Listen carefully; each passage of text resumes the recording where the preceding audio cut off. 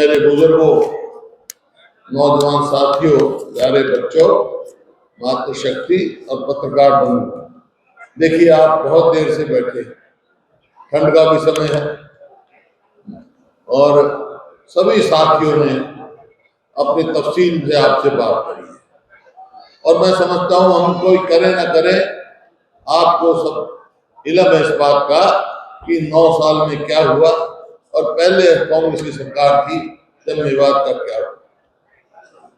मैं तो सिर्फ 1-2 सवाल पूछूंगा आपसे भाई, और सही जवाब देना मेरे।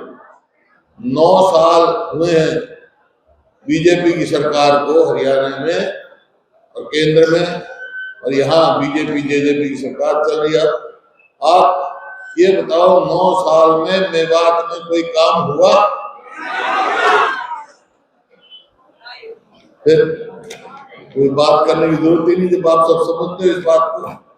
आपका विकास किस पार्टी की सरकार में हुआ? यही बात। देखिए 2014 में हमारी सरकार गई और बीजेपी की सरकार आई। तकलीफ इस बात की है मेरे को, मेवात का तो है ही, पूरे हरियाणा की उदाहरण, पूरा हरियाणा कहां से कहां पहुंच गया 9 साल में।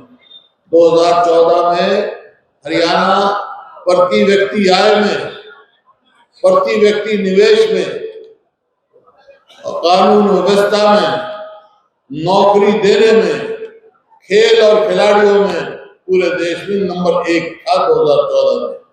आज किस चीज में नंबर 1 है भाई?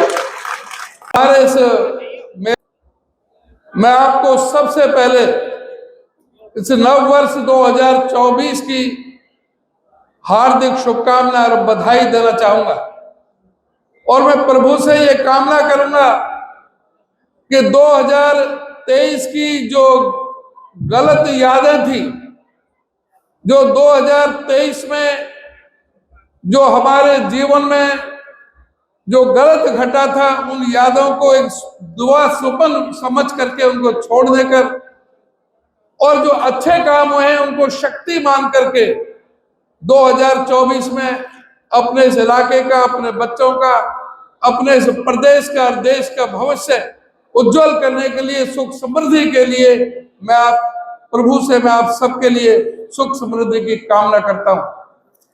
मैं आपका धन्यवाद करना चाहूंगा।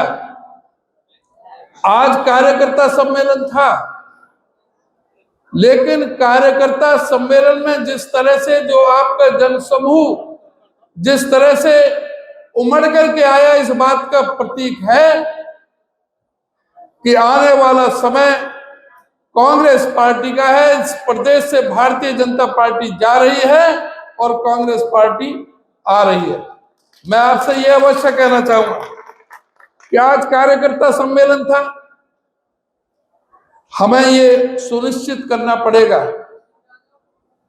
हम तब ये कामयाबी हासिल करेंगे जो हमारे साथियों ने कहा है, जब तक हमारा बूथ मजबूत नहीं होगा तब तक हम आगे नहीं बढ़ सकते। इसलिए मैं आपसे सबसे पहले तो ये निवेदन करना चाहूंगा कि आप अभी समय है, एक तो बहुत गंभीरता से देख लें कि जिसकी वोट नहीं बनी है वो तुरंत वोट बनवाने की तरफ ध्यान दें।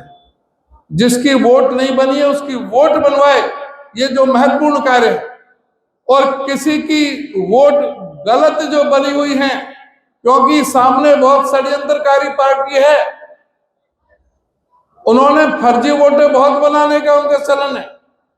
वो फर्जी वोट अगर कोई बनाई है तो उनको कटवाने का भी काम करें। एक आप अपना ये सुनिश्चित करें कि अपनी पार्टी का झंडा आप अपने सब घरों में लगाना शुरू करें। प्रत्येक घर पर और प्रत्येक वाहन पर, चाहे आपकी मोटरसाइकिल है, चाहे आपकी कोई भी गाड़ी है 4 पहिया की या कोई भी गाड़ी है, उन पर झंडा लगा के चलें, जिससे पार्टी का पूरी तरह से प्रचार और प्रसार हो सके। एक और बात का ध्यान रखें तब्दील कर दिया, उसके लिए मैं आप सब लोगों का हाथ जोड़ के शुक्रिया अदा करता हूं कि आपने अपना प्रण निभाया। 10 साल में जो चौधरी भूपेंद्र सिंह हुड्डा ने आपको विकास दिया, जो उन्होंने अपना प्रण निभाया, अपने बुजुर्गों का प्रण निभाया, हमें विकास दिया, हमें शिक्षा दी, हमें स्वास्थ्य दिया, हमें स्वच्छ पानी पीने का दिया, हमें विकास के नाम पे जिला दिया, हमें सड़कें दी, हमें बिजली घर दिए, हमें पॉलिटेक्निक दिए, हमें ITI दी, हमें कोटला झील दी, हमें IMT IMT रोज का मेल दिया। और अगर मैं कहूं, आज इस जिले की जो भी इमारतें और जो भी विकास की और जो हमारे इलाके में बच्चों ने अपने मुस्तकबिल को संवारने के काम किए थे, कार्य किए थे, वो चौधरी भूपेंद्र सिंह हुड्डा ने 10 साल में दिए थे। हम उन बातों का याद करते हैं और जब उनका आज देखते हैं कि 9 साल में भारतीय जनता पार्टी ने किया दिया।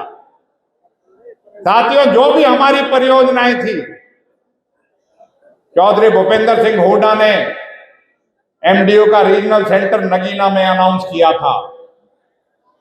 आज हम और हमारे साथी हुड्डा साहब और सब साथी आज हम यूनिवर्सिटी की मांग करते हैं, लेकिन इन्होंने उस रीजनल सेंटर को नहीं दिया। आज हम जब बात करते हैं कोटला झील की, तो उनका विकास वहीं का रुका है। आज जब हम बात करते हैं 248A की सड़क की, वो सड़क जो चौधरी भूपेंद्र सिंह हुड्डा ने 2009 में यहां उसका शिलान्यास करके गए थे, उन्होंने रोकने का काम किया 2018 में। और उस चीज का आज भी हम कितने संघर्ष, और यहां से हजारों लोगों ने अपनी जान गंवा दी एक्सीडेंट में, लेकिन इस सरकार ने उसको 4 मार्गे करने का काम। आज 9 साल में इस सरकार ने आपका ड्राइविंग ट्रेनिंग स्कूल नहीं बनाया, आपके 4 मार्ग जो है वो नहीं करी।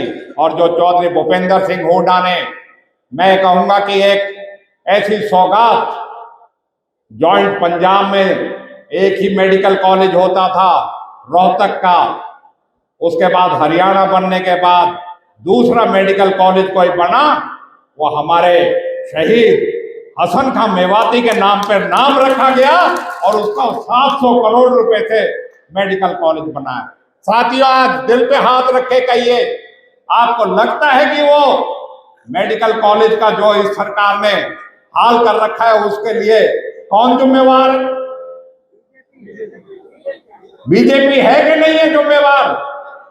तो भाई हाथ उठा के एक बार दिखाओ कि हमारा बीजेपी से विश्वास उठ चुका है, हम इसके खिलाफ अविश्वास करते हैं कि इन्होंने हमारे साथ विश्वासघात किया है। साथियों, बहुत सी हमारी मांगे हुआ करती थी, हम विकास की बातें करते थे, लेकिन आज सवाल उठ गया है कि हमारी बुनियाद, हमारी सुरक्षा, हमारे सामाजिक सौहार्द के लिए आज सवाल उठ गया है। आज उठ गया है हमारे अस्तित्व का। सरकार रक्षा करने के लिए होती है, लेकिन मुझे दुख होता है इस बात के लिए कि सरकार में नूह में जो हालात बने, उन हालातों से कैसे मुंह फेरा, कैसे 31 जुलाई को इस इलाके को एक साजिश के तहत आग के हवाले किया गया। मैं धन्य मानता हूं उन लोगों का, हरियाणा के भाईचारे का, हरियाणा के खाप पंचायतों का, हरियाणा के किसान नेताओं का और हरियाणा की एक हरियाणवी सोच रखने वालों का, जिन्होंने इनकी बात को ना मान के इस इलाके को बचाने का काम किया और इस जो ये साजिश थी उसको नाकाम करने का काम किया। मैं तो यही कहूंगा, हुड्डा साहब, आज ये 3 सीट देके इस बात का एहसास तो इन्होंने पहले ही करा दिया था कि अगर कोई हमारा हितैषी है तो वो चौधरी भूपेंद्र सिंह हुड्डा है।